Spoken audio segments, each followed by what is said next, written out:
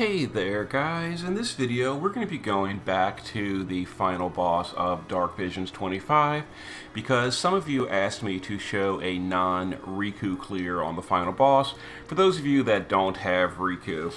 Now before we get into this, let me just speak completely honestly.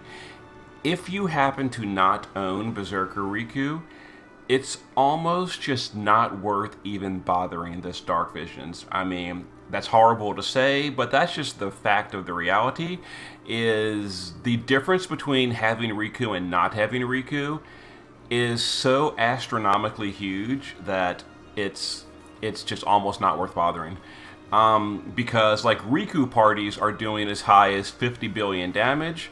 A non-Rikku party is going to be doing like 15 billion or less, because Rikku is just that's so overpowering this Dark Visions. But if you don't have Rikku and you still want to do the best you can, here's an example clear. Probably not the best clear ever, but you know, we're using a bunch of premium units, we're using high-end gear, and we're going to do like 20% of a Rikku party.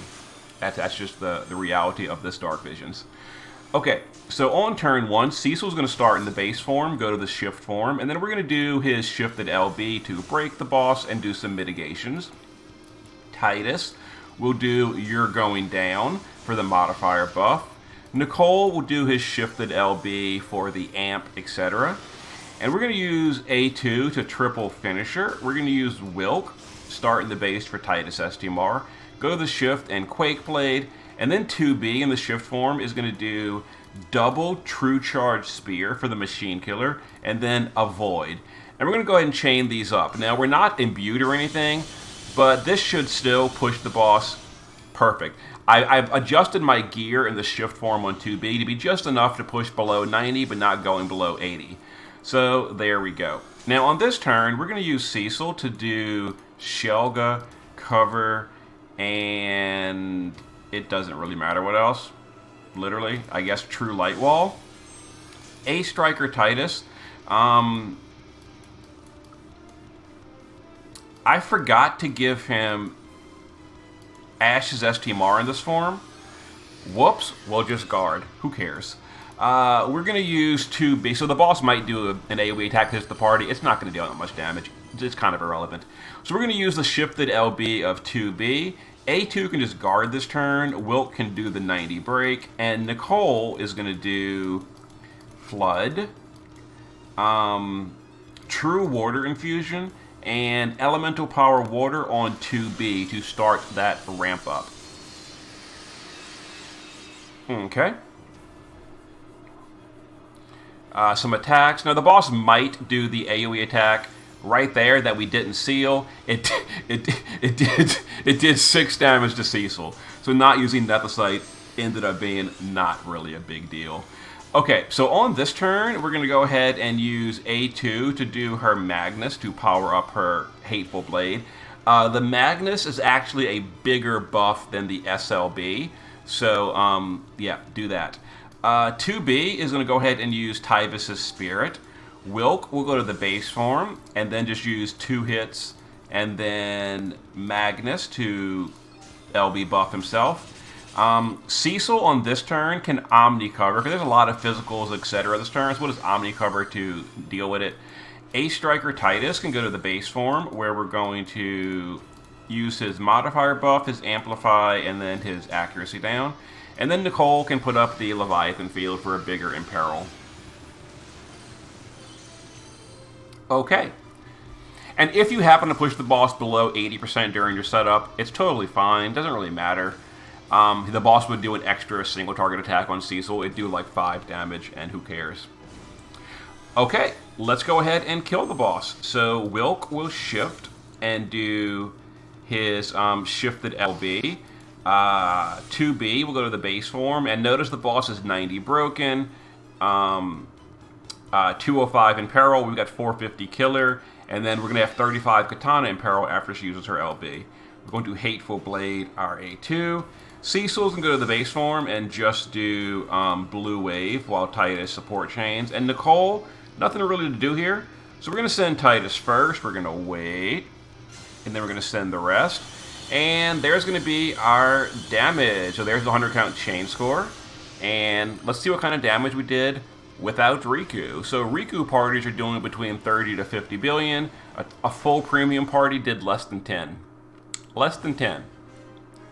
So, and again, I'm very sure there are better non-Rikku parties out there. It's just, I don't really feel like spending 2 hours researching and planning and calculating and spreadsheets and mathing to get like 12 billion damage when just a Rikku party is like, at the absolute worst, a Rikku party is doing like 25 billion. So it's just like, this is just, if you don't have Rikku, don't bother this Dark Visions. It's horrible to say that, and I know people that don't have Rikku are really feeling bad. And, you know, send your feedback to Gumi, I guess. You know, post on Reddit or something about how Rikku is kind of crazy. It's not, I'm not even sure the solution. What would the solution be? Like, I don't like nerfing units. Buffing everyone else to be as good as Rikku is kind of an extreme option as well. So what could they even do to fix the fact that this Dark Vision is literally own Rikku or go home? What could they do? In the comments, let me know your thoughts like about Rikku. So is it okay that Rikku just completely shuts down every other team in the game for this Dark Visions? And is that totally okay game design? Should Gumi nerf Rikku? Should they change bosses?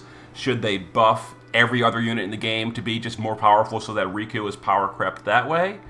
You know, what is the right call here? Because next Dark Visions might even be the same thing. If you don't have Rikku, it might just be like, what's the point? And is that okay for overall game health? Let me know in the comments. I really don't have the answer. I don't know. I'm not sure what the best move would be. Anyway, here's the team we used. Nicole, naked base form. We start in the shift. The evasion doesn't matter. We actually miraged, so forget that. Just mana reduction, some Esper fill, and then whatever. Water support. New Guardian Titus in the base form is LB damage versus machines, maxed on everything. You know, Ihana's STMR or TMR would go on that empty slot if I had another copy, but I don't. So there it is. He's maxed on LB, maxed on Machine Killer, and yeah, we perfectly chained his LB. You know what I could have done is done Equip Helm and a slightly better helm. So that would have been a...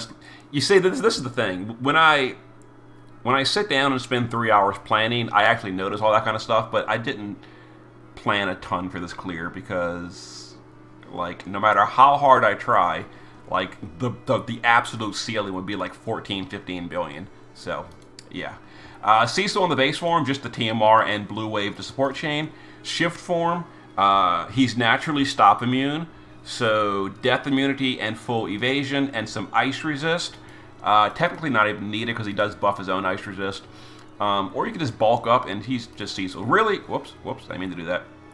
Cecil is mostly just here for convenience's sake because we can ignore turn 3's attacks. You could also do things like multi-mirage and resistance buffs and just replace him if you really wanted to. There it is. You know, no card because who cares. Wilk in the base form, Titus is STMR, and we start there for the auto buff. Shift form, LB damage versus machine, and he's maxed on everything. Again, I don't have more copies of Ihana's TMR. You know, just a whatever card. LB damage and max Machine Killer, and there it is. 2B in the base form is maxed on everything. There it is. She is, you know, a machine. She's very good against machines. She does the killers, all that goodness. Shift form. I intentionally removed a bunch of her shift form gear because I was over pushing that threshold. So I basically made her shift form half naked so that we deal less damage intentionally on turn 1 because you want to push the boss below 90 but not too far. And when she was full DPS gear, she was pushing the boss way too far. So I just, you know, took off her clothes. Always the best solution to a unit is just take off their clothes. That's a joke. Anyway, some LB fill, Tyvis' Spirit, because we're not doing light element, and there we go. A2 is just, you know, damage versus machines. Again, she caps versus everything. Dark Vision's Katana, her own card. Max Machine, and just, chain cap up with the Magister's Ring. And there was the party. I didn't quite do a turn chart because it's just a really quick clear. So there's no turn chart, but I mean, it's pretty simple. Nicole just does his buffs.